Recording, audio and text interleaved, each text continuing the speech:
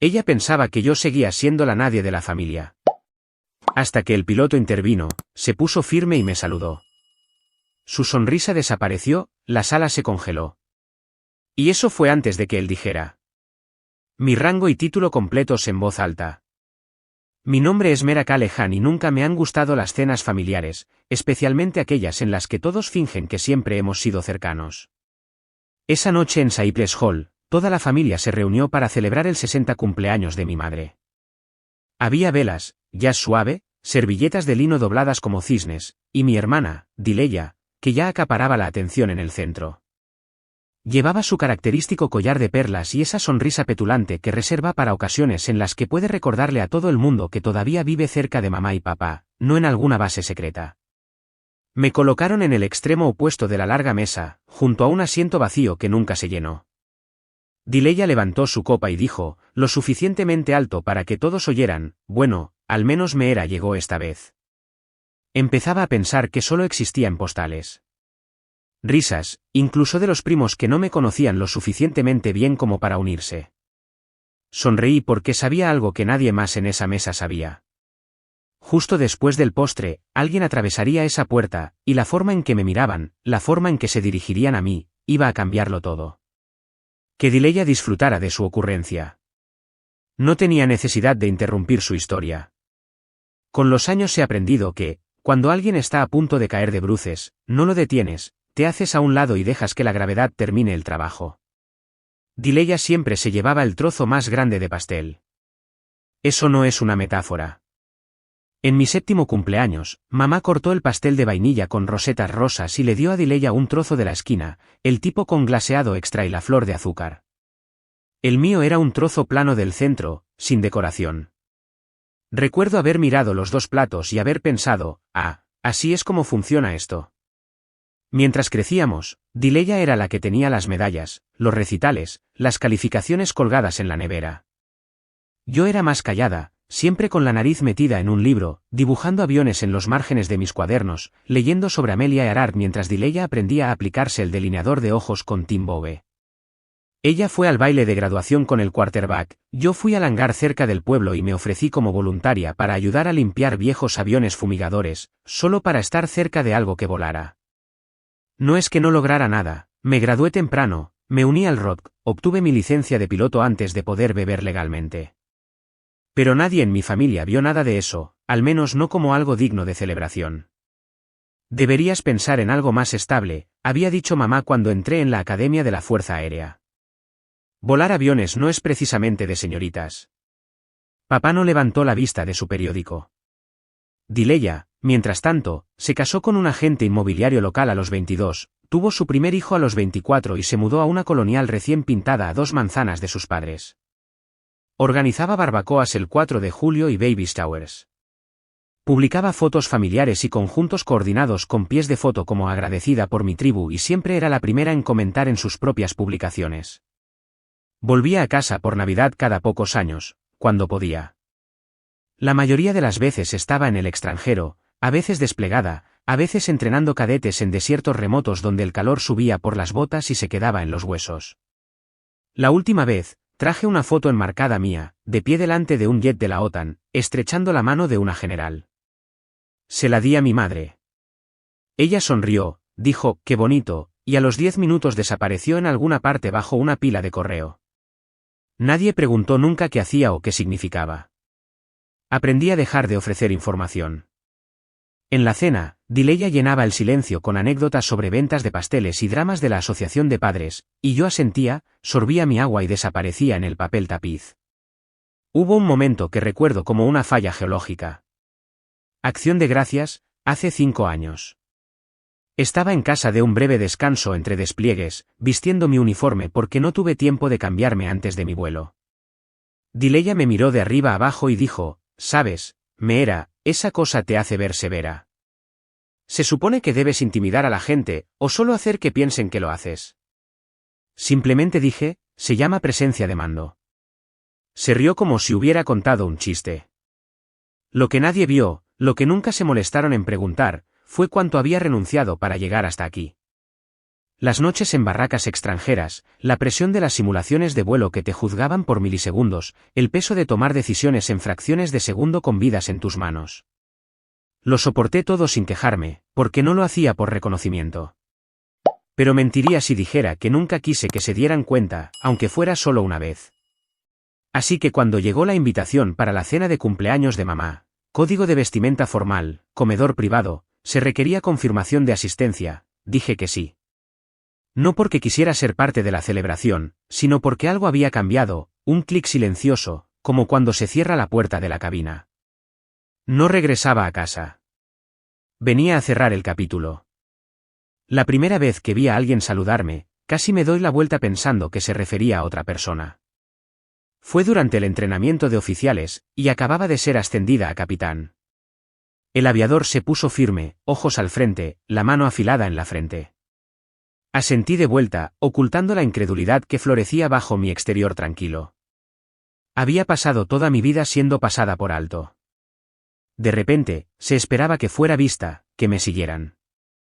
Cuando llegué a teniente coronel, me había adaptado al peso de ello. No a la pompa, no a los títulos, sino a la responsabilidad.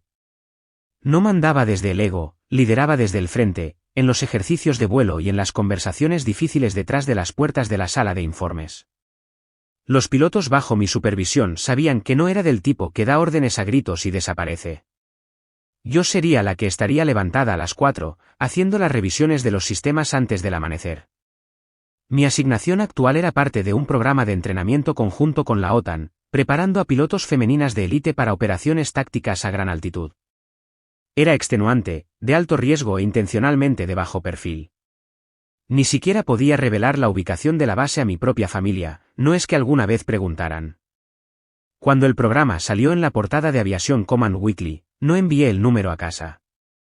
Había dejado de ofrecer vislumbres de mi mundo años atrás, después del incidente de la foto en Navidad, la que desapareció bajo el correo basura. Había trazado la línea silenciosamente. Aún así, de vez en cuando, la distancia dolía. El año pasado, después de un ciclo de entrenamiento particularmente duro, volé a casa para un fin de semana largo. Dileya organizó un brunch dominical. Tenía tarjetas de nombre para cada invitado. El mío estaba escrito Mirror. Cuando lo corregí suavemente, puso los ojos en blanco y dijo, «Oh, vamos, no es que seas famosa». Nunca preguntó qué había estado haciendo. En cambio, se quejó del tráfico cerca de su estudio de pilates y de cómo el perro de su vecino no dejaba de ladrarle a su nuevo Range Rover. Asentí y sonreí. Había aprendido a hacerme pequeña por comodidad, la suya sobre todo. Pero en el mundo que había construido lejos de ellos, la gente se ponía de pie cuando yo entraba en las habitaciones. Deferían a mi juicio sobre aviones multimillonarios. Me presentaban a los oficiales visitantes con títulos completos y respeto firme. No estaba hambrienta de atención, simplemente estaba acostumbrada a ser reconocida cuando me lo había ganado. Así que cuando llegó la invitación para el cumpleaños de mamá, con relieve dorado, molesto y formal, no dudé. Era la primera vez en años que me pedían que asistiera a algo que no fuera un funeral o una festividad. Quizás Dileya insistió en que me incluyeran solo para ver cómo se veía la viajera en estos días. Bien. No planeaba usar mi uniforme. Pero la semana antes de la cena, recibí un paquete sellado, una actualización de los protocolos de entrenamiento conjunto, enviada por mensajero, para revisión inmediata. La entrega llegaría la noche de la cena. Envié un correo electrónico al oficial a cargo y le dije que lo reenviara a mi hotel. Él respondió, por instrucción del general Dorsey, será entregado por el teniente Reyes en persona. El general le envía sus saludos. No discutí. No se trataba de demostrar nada. Pero después de 35 años de ser el fantasma en la mesa de mi propia familia, no me importaba la idea de que alguien más entrara en esa habitación, me mirara directamente y les recordara que nunca estuve perdida. Simplemente, nunca miraron lo suficientemente de cerca para ver dónde había aterrizado. El restaurante era de esos lugares con demasiadas copas de vino y no suficiente luz. Música de piano suave sonaba de fondo, y el personal usaba guantes blancos como si estuvieran manejando diamantes en lugar de platos.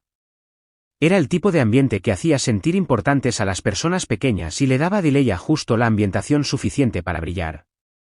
Llegué puntualmente a la hora, ni antes ni después, vestida con un simple vestido azul marino, tacones lo suficientemente bajos como para moverme, el pelo recogido. Civil, no amenazante. El maitre d' me acompañó a la larga mesa donde mi familia estaba sentada, ya a medio empezar con los aperitivos.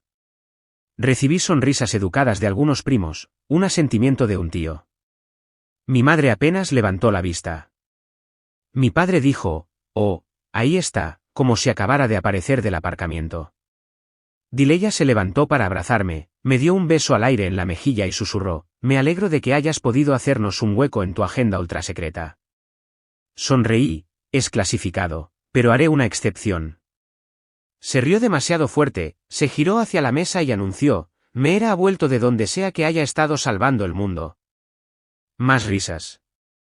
Ocupé mi asiento en el extremo opuesto, junto al novio de una prima que intentó preguntarme qué hacía, luego se rindió cuando dije el entrenamiento de aviación sin dar más detalles. Al otro lado de la mesa, Dileya se lanzó a una larga historia sobre su última lista de propiedades inmobiliarias y lo agotador que era preparar casas de $1 millón para gente que no sabe doblar toallas. El vino fluía, también los comentarios. En un momento dado, alguien le preguntó a Dileya si alguna vez había pensado en mudarse fuera del estado. Ella sonrió y dijo, ¿por qué lo haría? Alguien tiene que cuidar de mamá y papá. No todo el mundo puede permitirse desaparecer durante años. Otra ronda de risas. Incluso mamá logró sonreír con eso. Mantuve las manos en mi regazo y me recordé a mí misma que la charla superficial era solo ruido, que estas personas no conocían el silencio de una cabina a 30.000 pies, la disciplina de las sesiones informativas a las 3 de la madrugada, o el peso de gritar eject, eject, eject, con respiración firme. No tenían que entenderme. Simplemente, ya no me iban a menospreciar. Llegamos al postre, un monstruoso pastel de triple capa que Dileya había encargado a una pastelería que usaba pan de oro comestible. Fue entonces cuando un camarero de traje se acercó a la mesa, se inclinó hacia el centro y dijo, «Señorita Callahan, tiene un visitante en el vestíbulo. Ha solicitado que salga para un protocolo de entrega». La mesa quedó en silencio. Dileya levantó una ceja. «¿Entrega? Esperas rosas». Me levanté con calma. «No. Solo documentos». Mientras me abría paso por el comedor, mis tacones resonando en el mármol, podía sentir sus ojos en mi espalda.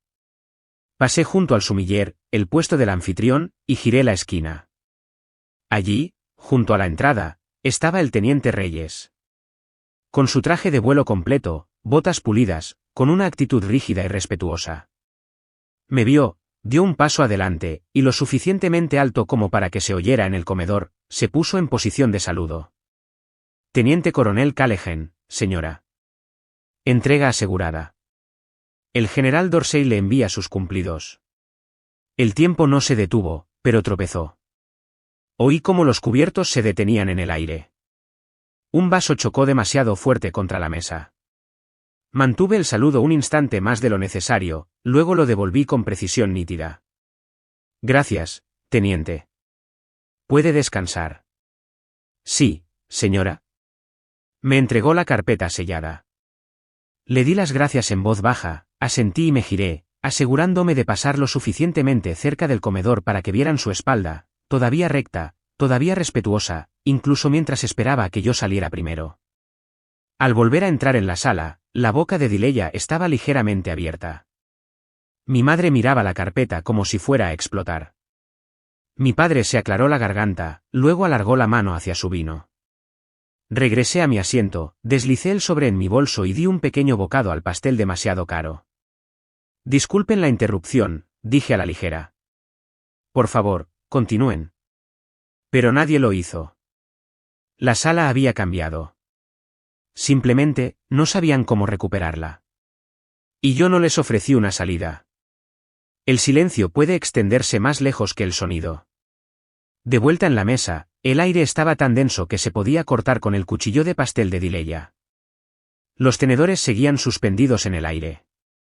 El novio de mi primo, que apenas me había mirado en toda la noche, de repente estaba sentado más recto. Mi madre se ajustó la bufanda, aunque no se le resbalaba. Mi padre alargó la mano hacia la botella de vino, se dio cuenta de que estaba vacía y, aún así, sirvió de ella. Dileya rompió el silencio primero. Bueno, dijo, forzando una risa, eso fue dramático. ¿Quién hace saludos fuera de las películas? Su voz tembló cerca del final, como si ni siquiera ella estuviera segura de que fuera una broma. No respondí. No necesitaba hacerlo.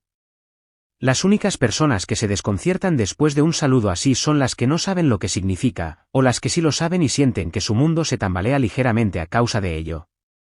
El camarero trajo café recién hecho, pero nadie tocó el suyo. Mi tío preguntó si realmente era teniente coronel. Lo dijo como alguien que prueba una palabra nueva en un idioma extranjero. Asentí, educada pero firme. Sí, señor. He estado en servicio durante 16 años. 16 años. Ese número quedó suspendido en el aire más tiempo que cualquier otra cosa que pudiera haber dicho. Más tiempo que los años que Dileya pasó dando vueltas por patios traseros con una placa de agente inmobiliaria. Más tiempo que el que había pasado como un apéndice en mi propia familia. Dileya levantó su servilleta para secarse el lápiz labial, pero sus manos temblaron lo suficiente como para que yo lo viera. Simplemente, no lo sabía, murmuró, mirándome, pero no realmente. Nadie dijo nada. Eso es porque nunca preguntaste, respondí suavemente. Eso impactó más de lo que esperaba. No porque fuera afilado, sino porque era cierto. Durante años, me había preguntado cómo estaba en el mismo tono en que preguntaba por el tiempo. Seguro, distante, desinteresado en el pronóstico real. No respondió. Simplemente bajó la vista y arregló sus cubiertos. Mi madre finalmente rompió el silencio. ¿Por qué no nos contaste nada de esto? Los programas de entrenamiento, el trabajo de oficial. Podríamos haber enviado algo. Incliné la cabeza. Como la vez que enviaron flores cuando terminé la escuela de vuelo. Parpadeó, confundida. ¿No lo hicimos? No, mamá. Enviaste un mensaje de Facebook que decía, mantente a salvo, y luego preguntaste si podía enviarle dinero a Dileya por Venmo para un cochecito que le gustaba. No lo dije con veneno. Lo dije como si estuviera registrando un hecho. Pero el efecto fue el mismo. Su rostro palideció ligeramente, sus labios se apretaron en una fina línea. Al otro lado de la mesa, una prima le susurró algo a su cita. Otra prima se desplazó torpemente en su teléfono, fingiendo no escuchar. Nadie pidió postre por segunda vez. Dileya se inclinó hacia adelante, con los codos de repente sobre la mesa, su voz cortante. Lo haces sonar como si te hubiéramos ignorado a propósito. Tú elegiste desaparecer, Meera. Elegiste esta vida secreta. No teníamos ni idea de lo que estabas haciendo. No desaparecí, dije en voz baja pero con firmeza. Simplemente dejé de perseguir a la gente que solo me veía cuando me quedaba quieta. Eso tocó algo más profundo. Quizás un nervio que siempre había sabido que se deshilachaba. Quizás una verdad que no podía editar para su versión de la historia. Me puse de pie, alisando mi vestido. Agradezco la invitación, pero tengo una sesión informativa a las 6 mañana. Los dejo con el resto de la celebración. Mi madre abrió la boca para protestar, pero nada salió. Mientras recogía mis cosas, el teniente Reyes, todavía esperando junto a la entrada como una estatua de precisión, captó mi mirada. Le hice un asentimiento sutil. Él dio un paso adelante y me abrió la puerta del restaurante, poniéndose firme. Cada ojo en esa sala me siguió. A mitad de camino por la puerta, me detuve. No para regodearme. No para añadir una última palabra. Solo para existir, para ser vista. Y me volví, no hacia Dileya, no hacia mis padres, sino hacia la mesa en su conjunto. Sirvo con personas que no necesitan entender todo lo que he hecho para respetarme por hacerlo. Solía desear que eso pudiera pasar aquí. He dejado de desearlo. Dileya no dijo nada. No tuvo que hacerlo. La sala habló por ella. Salí, los tacones firmes, la puerta cerrándose detrás de mí con un clic silencioso que se sintió más definitivo que si la hubiera dado un portazo. El aire nocturno afuera era más fresco de lo que recordaba, limpio y tonificante. Me quedé en la acera por un momento, observando cómo el teniente Reyes desaparecía en su vehículo. No hubo saludo esta vez, solo un asentimiento, una comprensión silenciosa entre personas que hacía mucho tiempo habían dejado de necesitar aplausos para saber su valía. Me subí a mi coche de alquiler y me alejé lentamente del restaurante, dejando atrás las luces doradas y los pesados manteles. Dentro de esa sala, todavía se recuperaban de la verdad. Afuera, no necesitaba recuperación. Tenía claridad. No supe nada de Dileya después de esa noche. Ni un mensaje, ni una llamada, ni siquiera una de sus publicaciones performativas en redes sociales sobre la familia, el perdón y los nuevos comienzos. Solo silencio. Y honestamente, ese silencio fue lo más honesto que me había dado nunca. Regresé a la base a la mañana siguiente antes del amanecer. El mundo aún estaba oscuro cuando salí a la pista, con el portapapeles en la mano, el viento helado contra mi cara. Una nueva rotación de cadetes estaba formada, inquietos ligeramente, inseguros de si el frío en sus huesos venía del clima o del peso de lo que se esperaba de ellos. Se enderezaron cuando me vieron. No porque yo lo exigiera. Porque me lo había ganado. A nadie aquí le importaba cuántos primos tenía o con qué frecuencia llamaba a mi madre. Nadie me preguntó por qué no traía novio a cenar o por qué nunca publicaba fotos de vacaciones.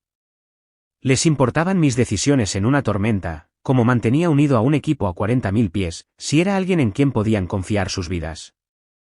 Solía pensar que necesitaba la aprobación de mi familia para sentirme completa. Ya no. Algunas historias no están destinadas a ser entendidas por las personas que nos vieron crecer. Están destinadas a ser honradas por las que vieron en lo que nos convertimos. Dileya probablemente contará esa noche como una anécdota divertida algún día, como su hermana hizo alguna maniobra militar y lo hizo todo extraño. Que lo haga. No estoy aquí por sus aplausos. Estoy aquí por el cielo, la misión y el silencio que finalmente se siente como paz.